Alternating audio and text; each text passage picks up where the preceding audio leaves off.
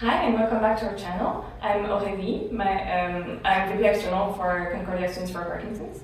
And today I'm here with Professor Lee, and we're going to talk about her research and some of her more specific publications. So last time we talked a little bit about your research in general. So I wanted to know, what are some challenges that you have faced during your research or during your career? Challenges, I would say the most recent that comes to mind is, in 2020 when we were told as a university that we had to stop all of our research activities and close the lab. That was probably the most challenging thing that has had long-lasting consequences. And as you can imagine, because our focus is on doing research with older adults, the city of Montreal was telling people to stay at home if you're a senior and only go out for medical appointments and absolutely critical appointments otherwise. And so the university was very supportive in terms of helping research labs reopen. But there were a lot of health and safety measures that we had to put in place. And so there's a tremendous amount of training and new learning and just getting things in place, just to disinfect everything down to the doorknobs and actually write out procedures for exactly how we were going to greet people who came to campus, and how we were going to manage to open doors, make sure that there was minimal contact, and of course a safe distance kept between people. And most of our research involves the measurement of cognition and motor performance. So motor performance is something we typically do with a lot of equipment, and so we couldn't easily do any of that remotely, although other psychology labs were able to convert their experiments with some effort into online testing. We weren't really able to do that. But luckily, we were actually just about to launch a training study where the training component was designed to be given at home. So the only challenge was that we couldn't actually test the before and after so easily, so we still had to pause. But it was a relief that when we were given the green light to come back to campus and welcome older adult participants to campus, we actually received a very enthusiastic response from older adults, perhaps because they were so restless and bored from staying at home, that if they felt safe enough, and we did have safety measures in place, and we certainly told them all about those measures. The people who came in were so pleased to get involved and do something novel and interesting. So I guess that's the good part of it, but not without some struggles and challenges along the way. Yeah, I can imagine that was a difficult period. Have you collaborated with any other researchers during career or research?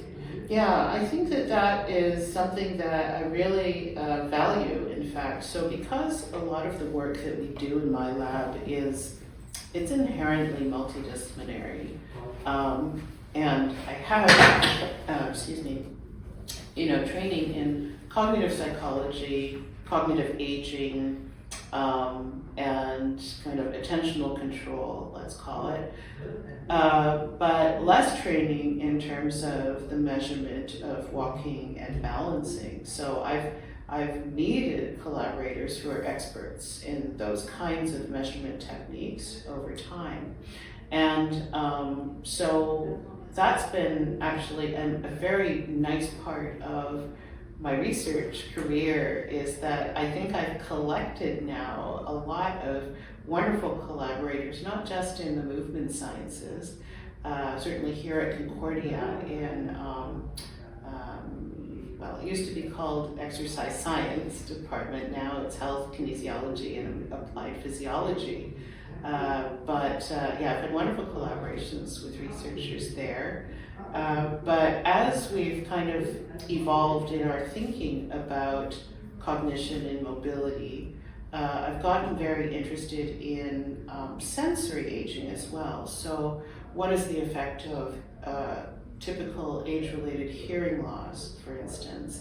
And then, of course, you can't ignore vision because that is such a dominant sense and sensory input for movement control as well. And so, as I say, I've accumulated these great collaborators who have expertise in things that I simply don't have the knowledge to assess properly and think about. And so now we've really got like large groups, and I typically will lead projects that have 6 to 8 collaborators because we want all of that input in order to really know that we've got the measurements done correctly and the interpretation of data correctly. Thank you. Yeah, and in line with that, since you seem to be doing so much multidisciplinary research, how do you stay up to date with recent developments, not just in your field, but also in other fields? Talking to people, going to conferences, and I'll elaborate. So going to conferences, talking to people, giving talks, and whatnot. Part of it is also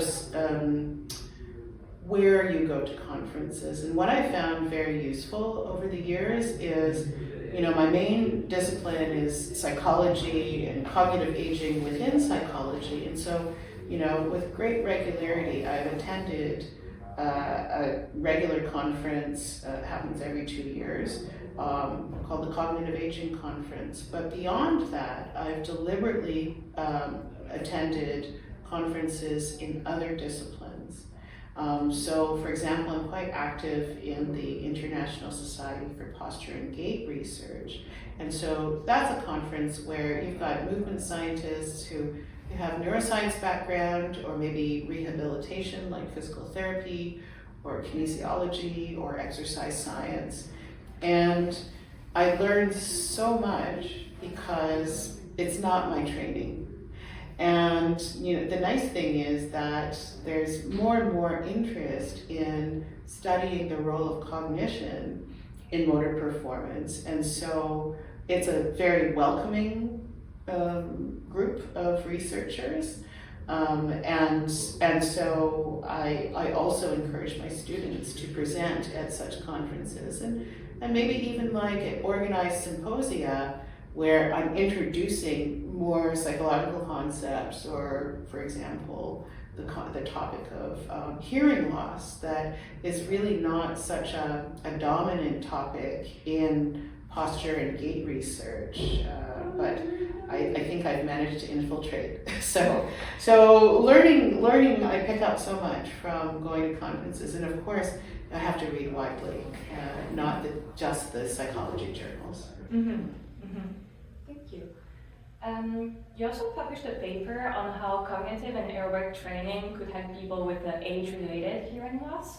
So do you want to talk a little bit about that and maybe give us your opinion on whether you believe that the same training could help adults with Parkinson's as well? Yeah, sure. So the thinking behind giving people cognitive and exercise training is to strengthen the neural circuitry that we think is relevant for walking and balancing in old age. So even with healthy older adults, we know from my lab and other labs that there's what's sometimes termed cognitive recruitment. And in neuroimaging studies, you might see the term neural recruitment.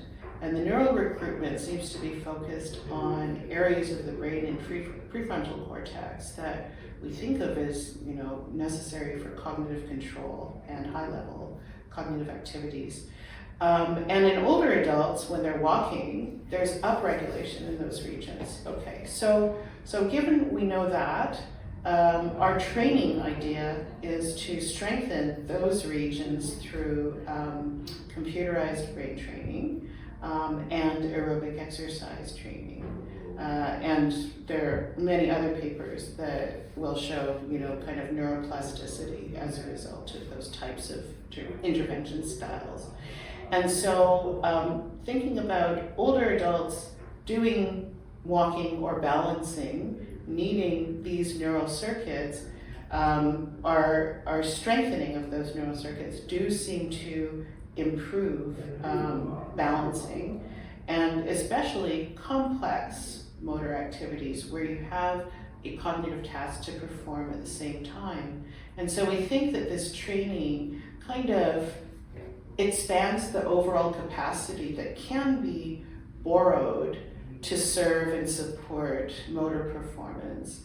And in a complex dual task situation, it's actually strengthening the cognitive side of things and leaving a little more extra capacity, cognitive capacity, to take care of the motor task, where motor aging might diminish performance. So this kind of strategy has been used. We've used it with older adults who have hearing loss. And we think that's very important because it turns out that, your typical normative age-related hearing loss is associated with increased risk of falling. And so somebody who has a clinically diagnosed hearing impairment can be, you can have up to a 3 times elevated risk of falls compared to an older person who doesn't have hearing loss. So somebody who has that hearing loss, evidence would help us predict that they're actually using more cognitive capacity in general to cope with that sensory impairment. And so they're that much more vulnerable because they need that cognitive recruitment for not just the mobility task, but also anything that involves listening. So indeed, we found that this kind of combined exercise and cognitive training program helped especially the older adults who had the hearing loss. Now, the second part of your question was about other populations who have maybe a neurodegenerative disorder. And, the rationale is about the same. We know that the combined exercise and cognitive training, in fact, the same computerized program, I've been part of a team that's administered that in a large-scale national randomized clinical trial. And it's been administered to older adults who have mild cognitive impairment. And especially the combined treatment of having not just the exercise alone or just the cognitive training alone, but both, seems to be particularly beneficial to people who have mild cognitive impairment, not just to improve their cognitive performance, but we also see the same benefits in the pre and post measures of walking while doing a mental task, so that dual tasking I referred to. And there is some discussion about expanding this particular training program to patients with Parkinson's disease, because apart from the motoric symptoms and challenges that Parkinson's patients have, there are known cognitive deficits that will emerge later on in the disease process. And so we're hoping that later on, maybe someone else in the team who has more expertise with Parkinson's patients will launch a whole other clinical trial just with Parkinson's. Okay, well, thank you. That sounds really interesting. Could language learning be a good method for cognitive training? Oh, like learning a new language. Mm-hmm. Yeah, so, learning new skills in general and learning a new language might be a good cognitive stimulation in general. And I'd say that's really maybe applicable to all older adults and maybe even middle-aged adults to kind of get ahead of aging, right? So learning a new language, there's a lot to it, and there is some research on actually learning a new language or changing languages, switching between languages, and that's supposed to be kind of neuroprotective. So it's not necessarily learning from, knowing nothing about the language, but actually just kind of practicing, in a bilingual or multilingual language environment is thought to be beneficial for some of the kinds of cognitive control processes that we know to be age sensitive, but also to be relevant for motor control as well. So I would say I've never discouraged an older person or a patient from trying to learn a new language, or it could be a different skill. It doesn't necessarily have to be language per se. But I think the important thing is to seek forms of cognitive challenge within the right zone of challenge. So it's not so challenging that it's demotivating, but it's not so easy that they're not really kind of exercising those cognitive skills. So finding the right zone is important. And then the other part that's important is as you acquire proficiency, that you actually increase and bump up the level, raise the bar, so that you're constantly evolving, you're constantly improving, and then challenging yourself just a little bit more, just a little bit more. I mean, it's a little bit like, going to the gym and always sticking to the same workout with the same level of weights that you use on the machines. And after you get stronger, you get, kind of diminishing returns from doing the same workout, so you have to continue challenging yourself. So it's analogous to that. Oh, that's an interesting perspective. Yeah, I didn't think about the need to actually take on realistic challenges. So yeah, that's interesting. Thank you so much, Professor Lee, for taking the time to talk to us today. You're very welcome. And stay tuned for more.